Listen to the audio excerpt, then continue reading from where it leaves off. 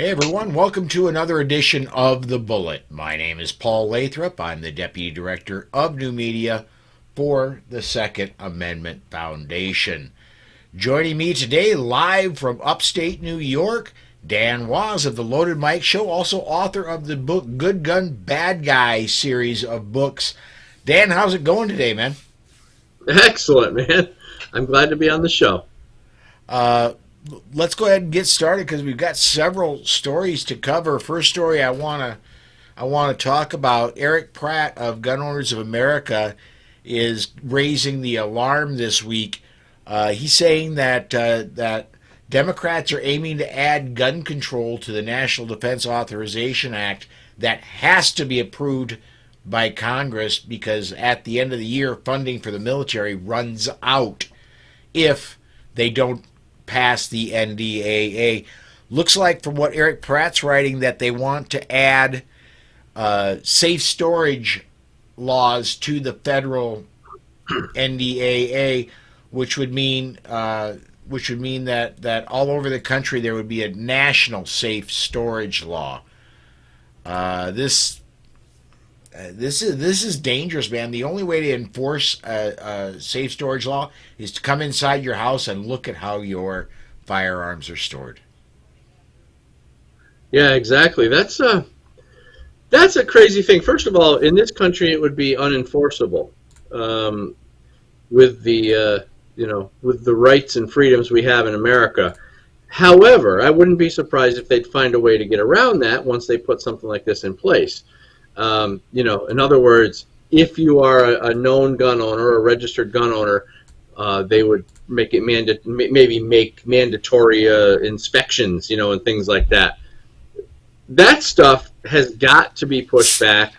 We can never allow things like that to happen because what's interesting is, I don't know if you saw this, but in China right now, the people are getting locked down. They're getting dragged out of their houses, and they're getting put in these locking them up in camps and stuff. And because the government can do it, they can literally walk into your house, drag you off your couch, and there's actually video of this. A guy gets dragged off his couch and dragged away and thrown in a camp or whatever, locked up. So I think the political left in this country would love to be able to do that, and being able, making something mandatory where they have to inspect your firearms in your own home. I would believe that'd be the next step. Yeah, well, and let's face it, the reason China can do that is in China they do not have a right to keep and bear arms, Right. like we do.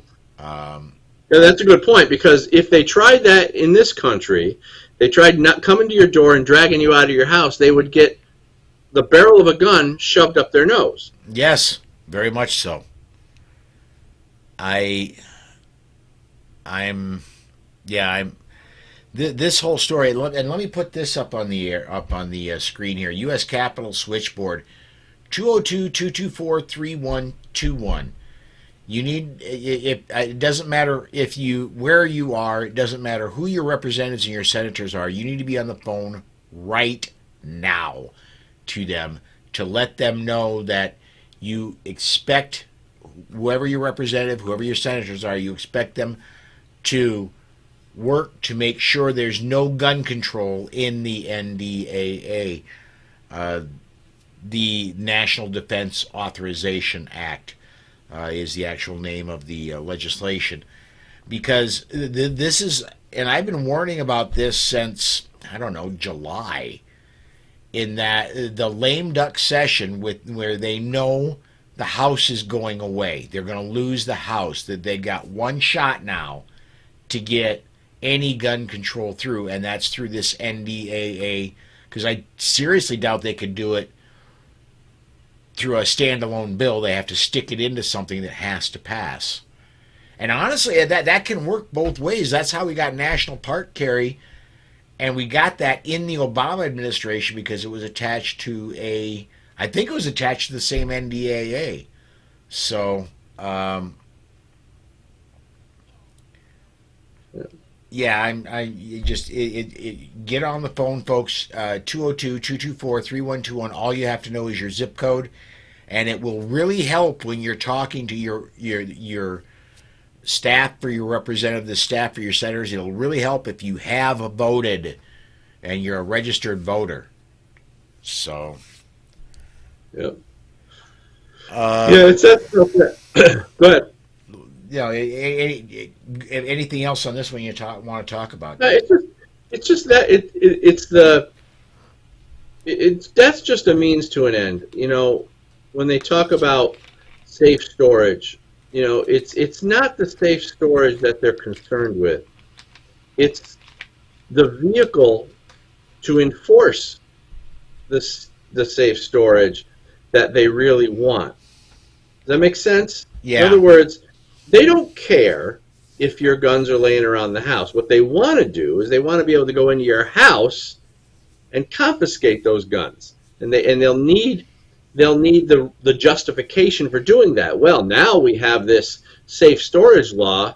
What are we going to do to maintain it? And so now the next thing would be, like I said, mandatory inspections. So we got to nip this stuff in the bud. What they're saying is they're trying to do this to stop soldier suicide. And let's just be real honest. If somebody's decided to commit suicide, having the gun in a safe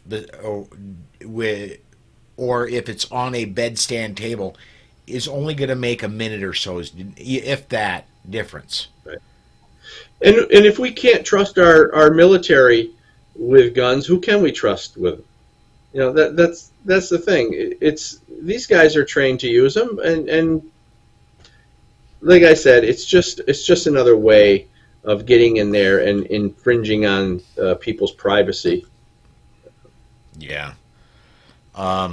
Let's go ahead and go on to the next story, and I want to remind everybody, if you want to get your comments in, either the Facebook or YouTube Polite Society podcast videos, you do watch it on the Polite Society podcast page, not somewhere else that picks us up and carries us. And there are several outlets, the largest of which is OpsLens carries us. But if you're watching on anything OpsLens or anywhere else, go to Twitter, tweet with the hashtag #TheBullet. If you're watching on Polite Society podcast pages, go ahead and comment on the live video. We'll get those comments. We'll put them on the air, and we'll discuss them. But I want to move on to that we've got. I want to talk about a couple stories about the ATF. First one comes off the Washington Times. The Bureau of ATF has alerted Congress it intends to destroy the guns it still possesses from the botched Fast and Furious operation. And that burns me, Dan.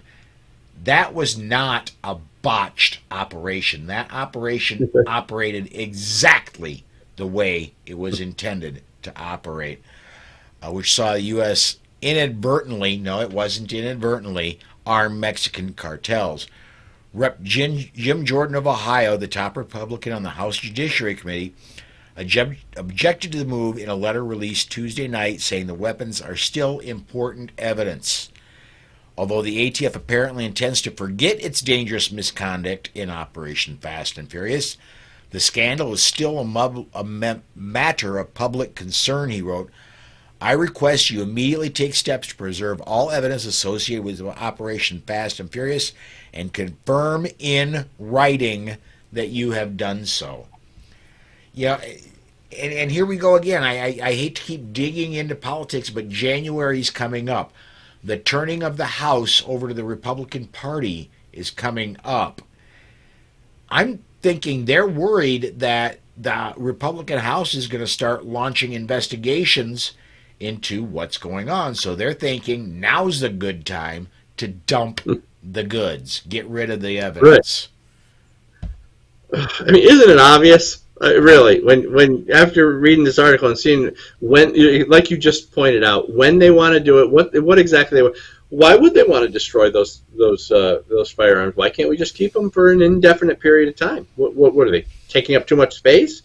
I say, hold on to them, but no, they want to get rid of them as quickly as possible because I think you're right.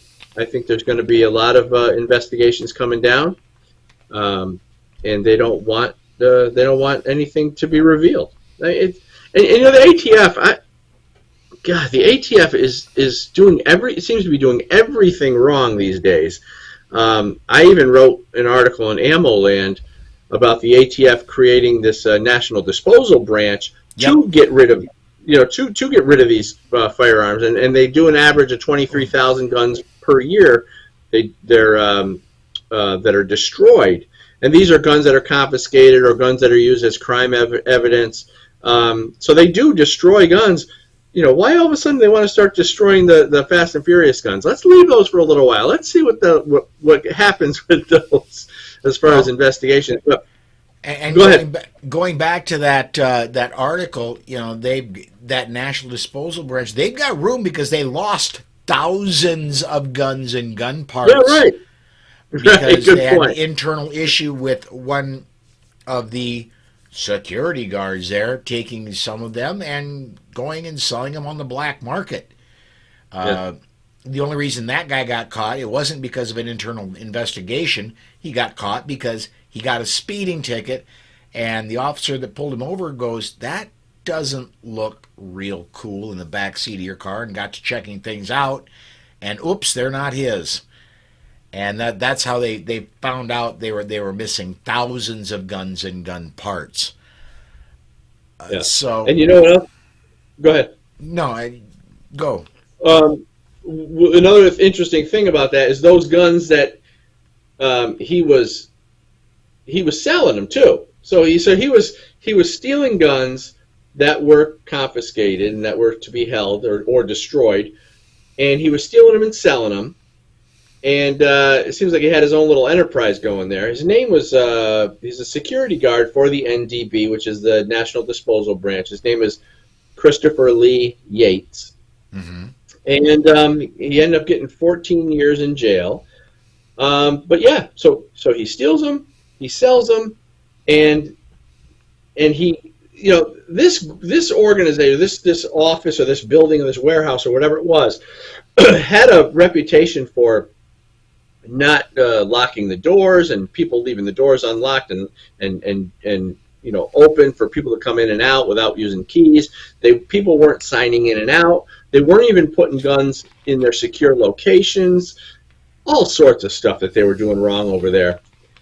So I read there were guns on top of storage cabinets instead of locked inside safes. Exactly. So, yeah. Exactly. So when you can combine that with doors that are propped open, anybody could walk in there and there's a nice Mac 10, there's an Uzi, there's a full auto AK. Let's just walk right back out with them. Exactly. Yeah.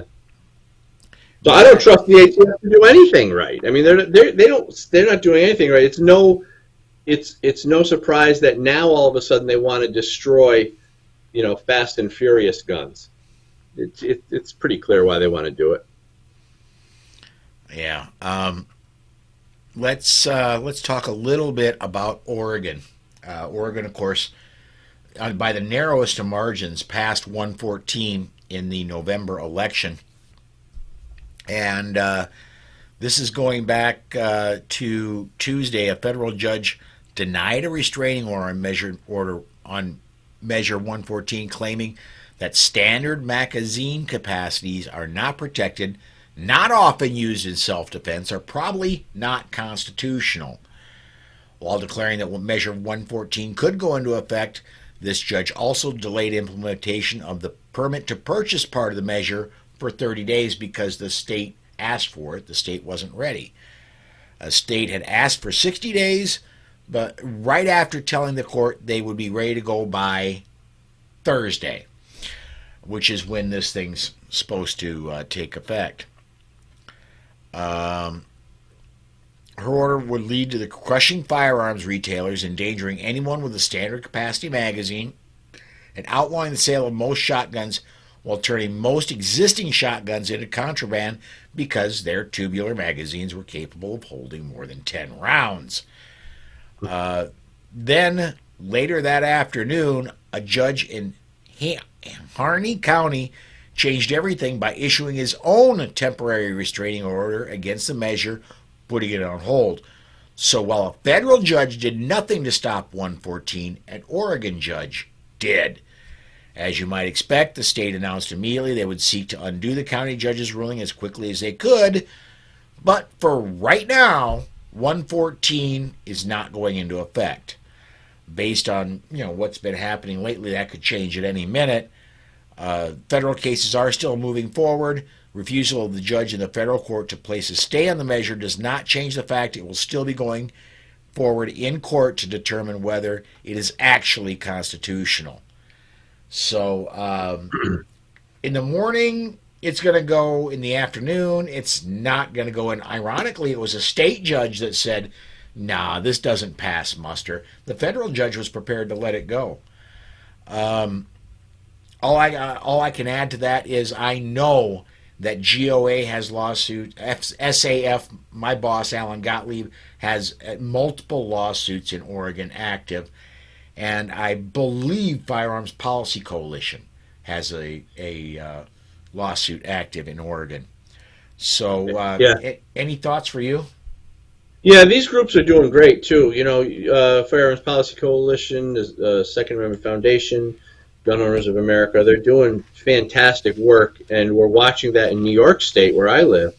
They're going back and forth with Hochul, and so they're doing. I put a lot of faith in these organizations, and we need to support them. So they're doing great work.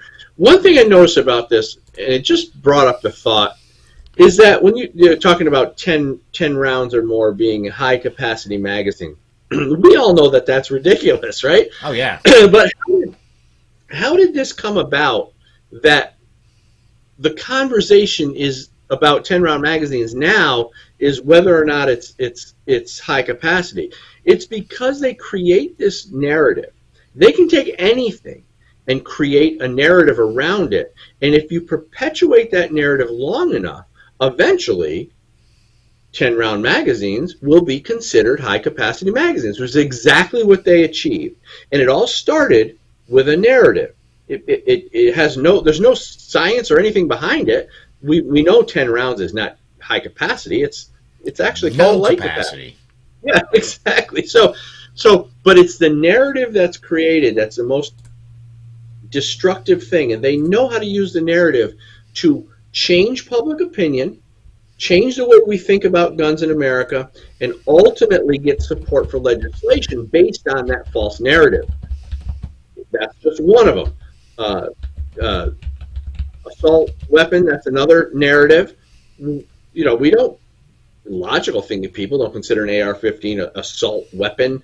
They create the narratives, they push for legislation, and the narrative supports the legislation. It's so crazy that we even allow it. So I try not to use these terms: high capacity, assault weapon, gun violence. I know I'm using them now. I've never had my gun get violent ever. Right. No, exactly. And the idea that what do you need to carry a gun for? Why do you need an AR-15? And they use that word "need" to create another narrative that presupposes or assumes that your gun ownership should be measured by some metric of need. What? Are you kidding me? Need? There's no need in the Bill of Rights. No. It's not the Bill of Needs. But the point I'm trying to make to all this is all this legislation starts somewhere, and it starts by changing public opinion and changing the narrative. And they're very good at it.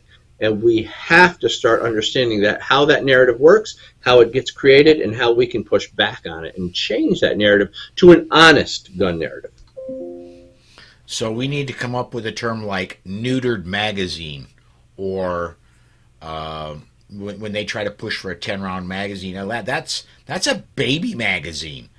I'm telling you, the only firearms I know that have a 10-round magazine are the baby Glocks.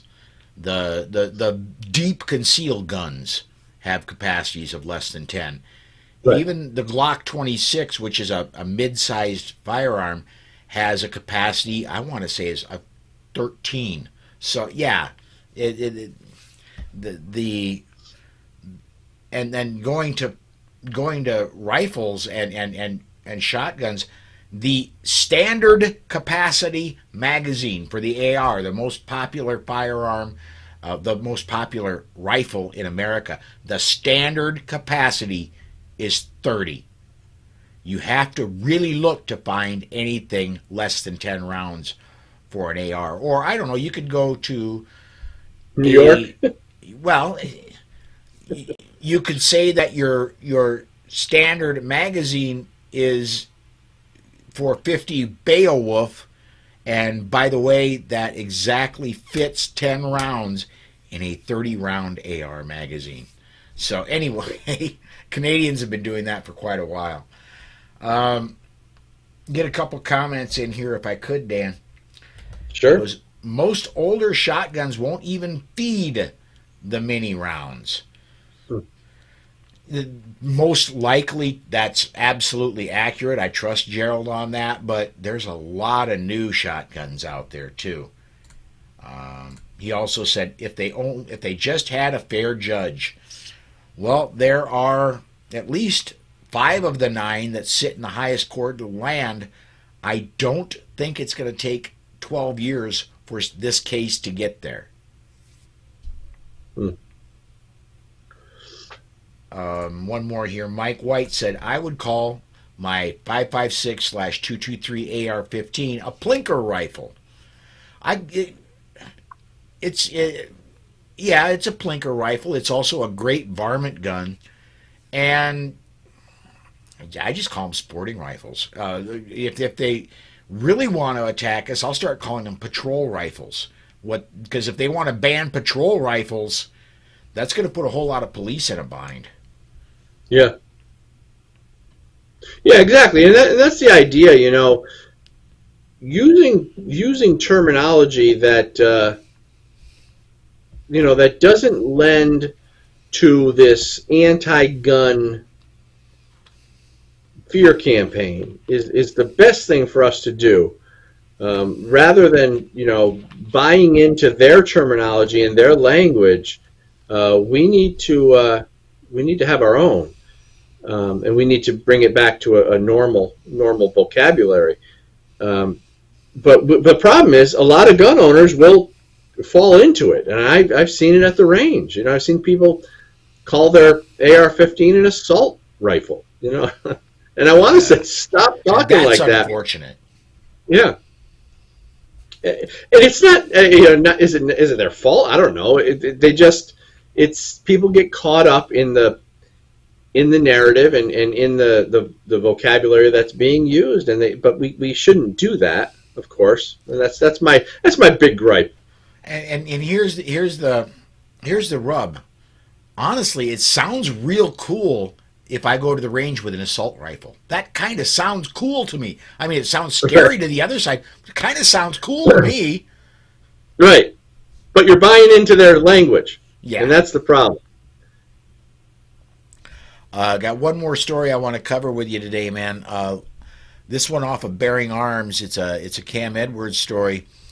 We thought things in California were bad. Hold on. There's a bill up, AB 29, which would allow Californians to voluntarily add their name to a do not sell list for firearms. If they want to do that, okay. If you want to take yourself out, that's fine. AB 36, which prohibits people subject to domestic violence restraining orders from purchasing or possessing a firearm for 3 years after the expiration of the order. Here's where I have a problem with that. You don't, in order to have a protection order placed against you, you don't have to have committed a crime. There's no conviction there. There's no crime there. Just an allegation there is all it takes. Right. Just an accusation. Yep. Californians are kind of one more. AB 28, as it appears online, does not. They want to put another excise tax on firearms and ammunition. Although there's no specified amount, but yeah.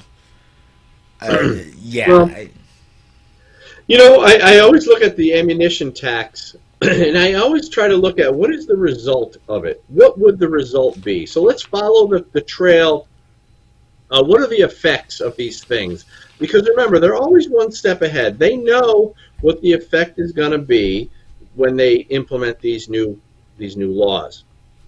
So what's the effect of an ammunition tax? Okay, so you think about that and you say, well, the cost is going to go up and people aren't going to be buying ammunition, or they're going to be hoarding it and they're not going to want to use it. Okay, so they're not going to want to go to the range? Probably. If ammunition gets too expensive, people aren't going to be going to the range. What happens then? The range is closed down. Yeah. What happens then? Well, parents can't teach their kids, and you get another generation growing up without being active in gun sporting and sporting and sport shooting and stuff. The ammunition tax, I believe, is a way to deter firearm activity, and that is a tool to limit the next generation of gun owners. Well, and think about this as well, and this is where this can be gone after. What we need to do is tie this to a poll tax. It was in the 1860s that it was ruled, maybe in the 1880s, but it was before 1900. It was ruled that a tax on voting is absolutely unconstitutional, that your right is your right. Well, we need to tie your Second Amendment right to these taxes, and that's how we're going to knock them down. The danger there, and the one tax that I actually support is the Pittman-Robertson Act. We've gotten a lot of good out of that federal excise tax on guns and ammo, and it's a very low tax, but your local range most likely gets Pittman-Robertson money. A lot of that money goes to federal parks and keeping for example, South Dakota has a national grassland preserve that gets some of that money, and there's areas of that are open for public shooting. There's a lot of good for the firearms community that comes out of Pittman-Robertson money. It's the one thing that I've seen the government do that has a benefit for firearms owners. One in everything they've done, they got one thing that was passed in the 1940s that's done okay. Yep. Yep. Gerald says that Oregon will go after ammo next, requiring a permit. He's stocking up. It might not be a bad idea short term to get a little bit of extra supply. Everybody I know, all my gun owning friends have a pretty decent stockpile. Some of my friends have shockingly large stockpiles, and I'm proud of them for that because it's almost like money in the bank. It seems so. Well, I'm not to brag, but I'm looking over to my left over here, and there is a rather large box of 223 ammo. And there's more on the way. So good. We're down towards the bottom of the hour. Dan, if you would, plug your book series, plug the Loaded Mic, anything else you want to talk about, bud. Well, I'm writing on AmmoLand a lot, so if people want to check out my author page at ammoland.com, just search my name, Dan Wos. That's one way to keep up on some of the upcoming firearms Second Amendment news. And Good Gun, Bad Guys, my book series. You can see it in back of me. 3-book series. I urge everyone to get it.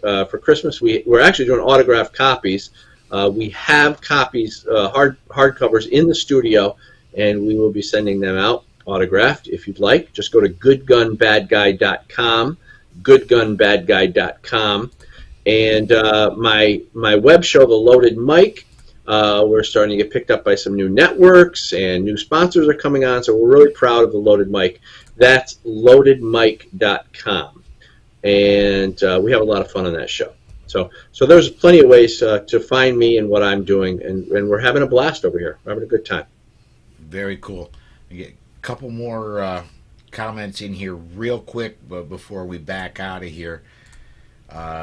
Gerald says he's been stocking up since Obama, and he gets more gain than a 401k. Well, lately that wouldn't be hard. Just staying stable. Yeah.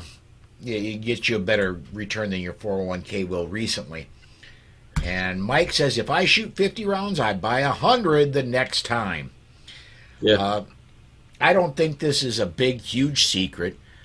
A little bit of every paycheck I spend on ammo. A little bit of all paychecks except for 2 months, and those go for guns. So that's sounds like a nice saving plan. I like that. Yeah. I figured the guns are, especially the guns, are never going to drop in value. So No. anyway, that's what we got for today. We're just a little long, but before we go super long, I want to remind everybody, come join us the rest of the week, 5 p.m. Central Time. Tomorrow is Matt Mallory, and we're going to be talking the news of the day. Friday, come join us when both Tom Walls and Brooke Cheney will be joining us. And for Training Friday, the topic is going to be, will competition get you killed? That's the training. That's Training Friday topic. And then Saturday is going to be Beth Alcazar, Alex Uli, and sitting right there, Dan Wos is going to be joining us again this Saturday. So please do come and join us. Thanks for watching today. Thanks for commenting. And we will see you next time.